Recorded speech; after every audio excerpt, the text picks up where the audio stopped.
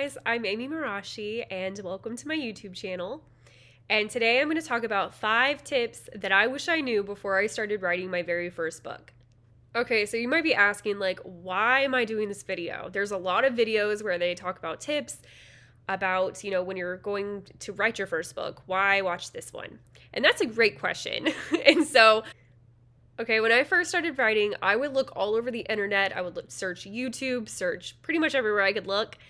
And I would be searching for, tips on writing your first book, things that go wrong, because I don't want to do those. And so I'm a very proactive person, and I try to prevent things from happening.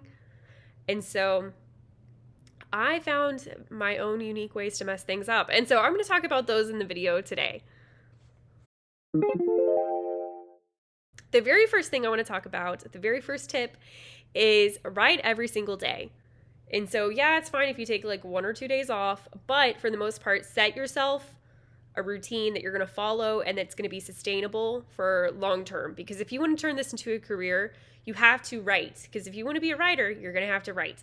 And so I feel like for me, I work in education. And so for some of the time I'm thinking to myself, oh, I'll just write during the break. And that's just not sustainable. That's not what's gonna, I could probably write a book in 5 years, but I want to do it sooner.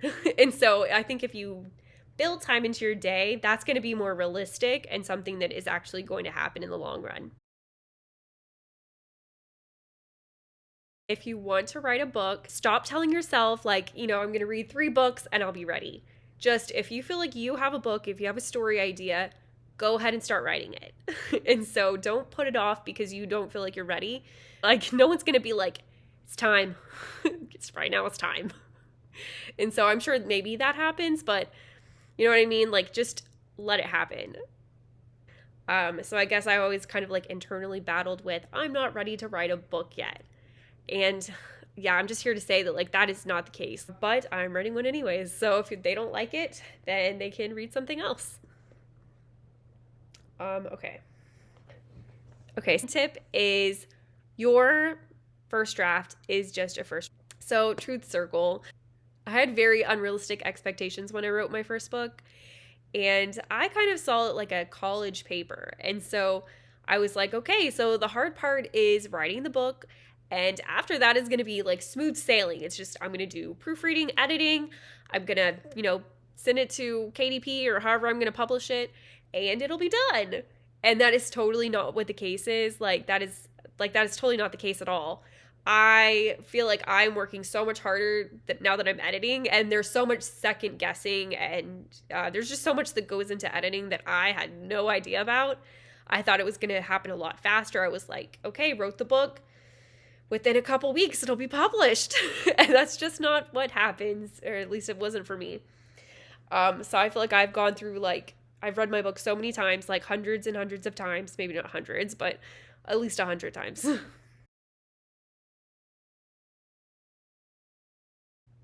Okay, the third tip is beta readers are very important, but you should not pay for them. They should be free. And so if you're, going to those platforms where they are charging you, go close your browser, go and just go take a walk. Don't buy it. So there are definitely free people, not free people, but people that will read your work for free. And so personally, I like more of a critique partnership, because I feel like it's, they get something out of it, you get something out of it, and I think that that's really great. And so don't pay for it. I did.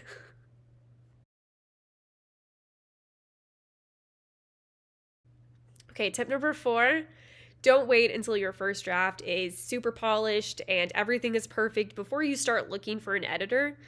I recommend look as soon as possible.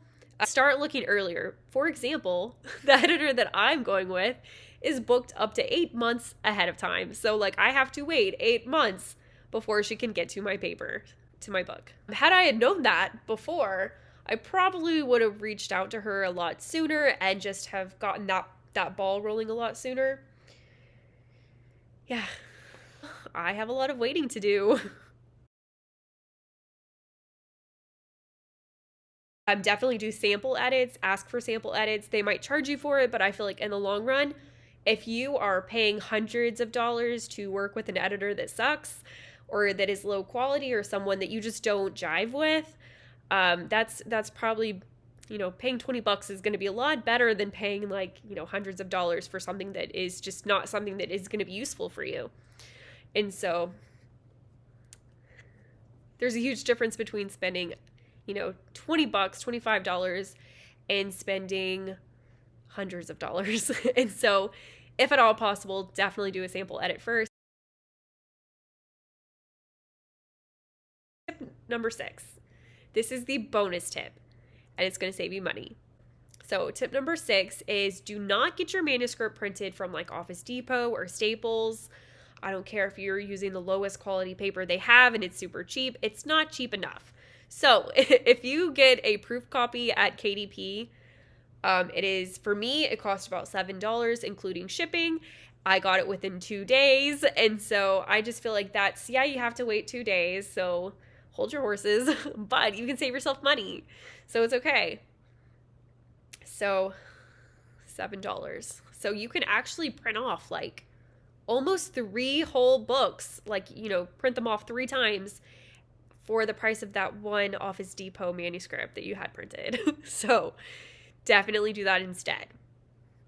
As a bonus, you can also test out, like, if you already have a cover, you can test out, like, what it looks like. For me personally, like, I learned a lot about formatting the cover, and so I think that would be a lot easier to figure out when you're not having to stress about, like, a deadline coming up, or, like, if you're doing a pre-order, like, you have to get that up and running.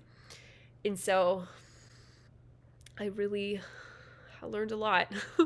I also did the spine myself because I looked at the spine and it doesn't scream pick me up from the bookcase. So I did the spine myself. And if you want to see a video on that, just put that in the comments and I can create a video just to show you guys how I did that and what my process is for that. And yeah, those are all of my tips. Oh, I have another bonus tip.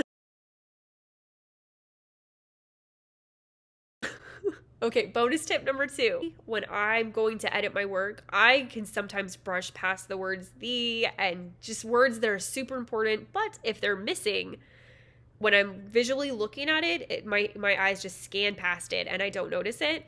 However, if I'm having like a text-to-speech program read it to me, I definitely catch on to that. And so personally, what I like to do is I like to listen to like chapter whatever in the car.